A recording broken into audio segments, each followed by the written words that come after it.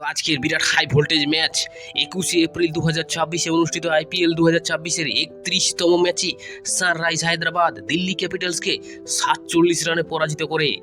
এটি ছিল একটি বিরাট হাই স্কোরিং এবং হাই ভোল্টেজ ম্যাচ।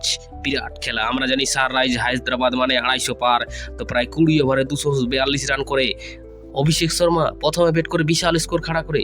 ম্যাচে যদি আমরা মূল হাইলাইটস দেখে নিই, তাহলে আজকের নায়ক হচ্ছে অভিষেক শর্মা ঝড়ো সেঞ্চুরি। অভিষেক শর্মা অবিশ্বাস্য ব্যাটিং করে মাত্র 68 বলে অপরাজিত 135 রান করে, এবং তিনি বাকি টিমদের এবং বাকি তাদের কম্পিটিটর ছিল তাদেরকে বুঝিয়ে দেন যে আই এম কাম ব্যাক। আমি ওয়ার্ল্ড কাপে রান করতে পারিনি তো কী হয়েছে, আমি কিন্তু আবার আইপিএলে কাম ব্যাক করেছি। যার মধ্যে 10টি 6 এবং 10টা 4 ছিল। অসাধারণ খেলেছেন। মাত্র তিনি 25 বলে নিজের অর্ধশতক করেছিলেন।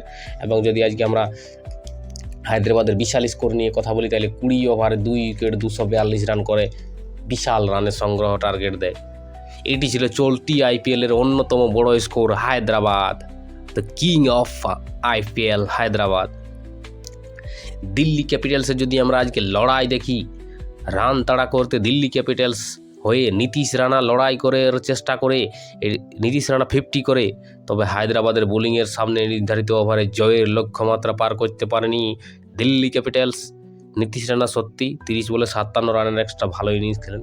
হায়দ্রাবাদের যদি আমরা বোলিংয়ের পারফরমেন্স দেখি, হায়দ্রাবাদের হয়ে ঈশান মালিঙ্গা ও সাকিব হোসেন মাঝের ওভারে 3টি গুরুত্বপূর্ণ উইকেট নেন এবং দিল্লির রানের গতি কমিয়ে দেন, এবং শেষ পর্যন্ত দিল্লি 47 রানে পরাজিত হয়। এবং অসাধারণ খেলেছে আজকে আমাদের হায়দ্রাবাদ। এবং দিল্লি রাহুল খেলতে পারে নাই। দিল্লি ভাবিছিল না, যে সবাই বলতেছিল দিল্লি জিতবে, কিন্তু না, আমাদের হায়দ্রাবাদের কামব্যাক হয়েছে। আজকে যদি আমরা কথা বলি, ম্যাচটার আসল হিরো হচ্ছে অভিষেক শর্মা, এবং সঙ্গে দিয়েছিলেন হেনরি ক্লাসেনও। ভালো স্ট্রাইক রেটে খেলেছে হেনরি ক্লাসেন। খেলার যদি মেন নায়ক হচ্ছে আমরা অভিষেক শর্মা নিয়ে কথা বলবো। প্রায় 9টা সেঞ্চুরি করেছে, একদম খুব কম ইনিংসে, বিরাট কোহলির সমান খেলেছে। এবং সত্যি অভিষেক শর্মা বিরাট বড় মাপের খেলোয়াড়।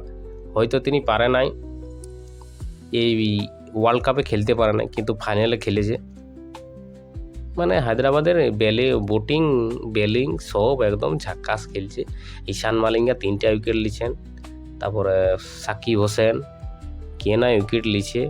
খেলাটা সত্যি খুব ভালো হয়েছে এবং দেখার মতো খেলা। অভিষেক শর্মা নট আউট ছিল, এবং তিনি আবারও বলেছেন যে আমি শেষের দিকে রান করতে পারছিলাম না, সেটা করেছে আমাদের হেনরি ক্লাসেন।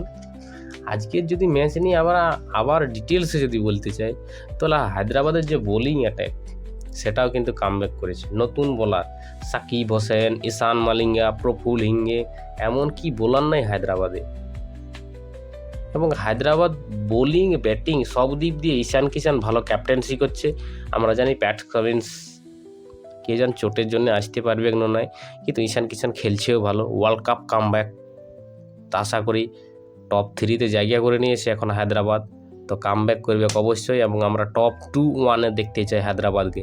আমাদের যে কাবিয়া মারান ম্যাম আছে, অবশ্যই একটা ট্রফি ডিজার্ভ করে, এবং প্রতি বছর আইপিএলে অরেঞ্জ আর্মি এত সুন্দর খেলে, তবু একটা ট্রফি ডিজার্ভ করে, অবশ্যই একটা ডিজার্ভ করে। 2025-এ পাইল না, 26-এ যদি পায়, অবশ্যই পাওয়া দরকার। 26 নয় তো 27, অরেঞ্জ আর্মিকে একটা কপি